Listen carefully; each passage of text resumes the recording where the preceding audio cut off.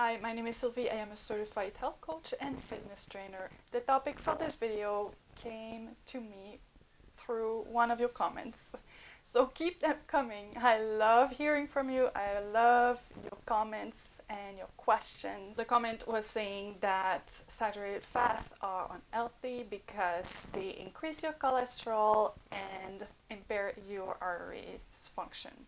And so in today's video, I'm going to lay out the main studies that look at whether saturated fats are good or bad for you. And also I'm going to talk about how saturated fats impact your body and could they even be beneficial in some ways. But before we look into the studies that I have to share with you, I just want to give you a brief overview of what are saturated fats. Fats fall into three main categories. So there's saturated fat, unsaturated fats, and trans fats. Saturated fats are called saturated fats because they are saturated with hydrogen molecules. And these are the molecules that make your saturated fat solid at room temperature. The two sources of saturated fats are animal products like milk, cheese, and meat. And then there's also your tropical oils like coconut oil and palm oil. For decades, health organizations grouped saturated fat with trans fat in the category of bad fats. And so it is deeply entrenched in our culture and our thinking. But over the last 5 years, there are quite a few meta-analyses that have shown that this may not be the case. Saturated fat may not contribute to heart disease. And in this video, I just want to talk quickly about three of them.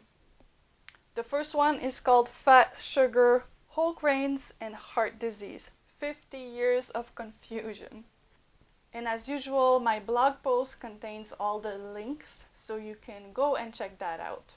But the bottom line of this particular study was that to improve your cardiovascular health, you should consume more whole grains, avoid refined carbs, but there is only a weak association between saturated fats and cardiovascular disease. The next study I want to share with you is called Dietary Saturated Fat and Heart Disease, a narrative review. This one is a meta-analysis that reviewed 9 observational studies and 10 randomized controlled trials. And again, the consensus is there is a lack of evidence for an association between cardiovascular disease and saturated fats. Lastly, we're going to look at dietary total fat, fatty acids intake, and risk of cardiovascular disease. A dose-response meta-analysis of cohort studies. And the interesting thing about this particular meta-analysis is that it doesn't only look at saturated fat, but it looks at the participants' overall consumption of fat. And again, even the total amount of fatty acids that were consumed did not have a strong correlation with the risk of cardiovascular disease. Now, even though it is fairly well accepted now that saturated fats do not correlate with an increased risk of cardiovascular disease, there are still some sources that recommend that you use them with caution and that say that the saturated fats don't fall in the good for you category. They don't fall in the bad for you category either. They fall somewhere in between. However, there are some people that recommend that you do increase your consumption of saturated fat, and it's kind of part of the whole carnivore movement.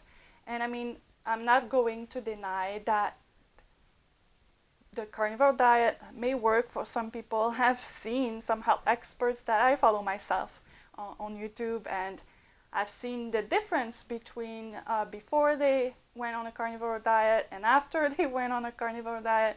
And I mean, it's visible. They look so much healthier and younger. So I'm pretty convinced that it does work for some people. It's not, however, for everyone, and I would suggest that when it comes to diet, there's usually not a white and black answer. So, I was reading a very interesting article by Tim Ferriss called 7 Reasons Why You Should Increase Your Saturated Fat Intake.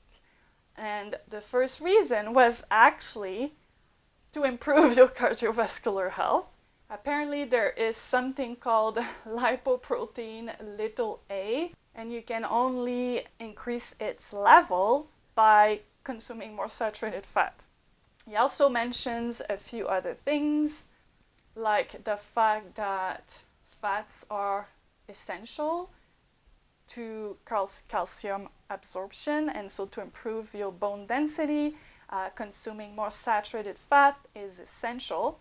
And however, I did look into that a little bit and found that any fat will help with calcium absorption, and saturated fat may not be the best choice in this particular scenario. Again, you can look at the information more in detail if you check my blog post. Also, he talks about the protective effect that saturated fat has when it comes to liver disease. And basically, saturated fat protects your liver from the effect of alcohol. But I mean, you shouldn't be drinking tons of alcohol anyway, so I don't know if that is such a great benefit.